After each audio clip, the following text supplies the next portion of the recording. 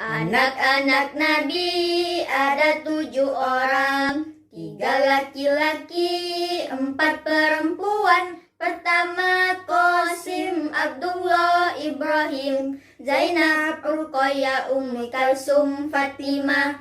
Zainab, Ruqayyah, Ummi Kalsum, Fatimah.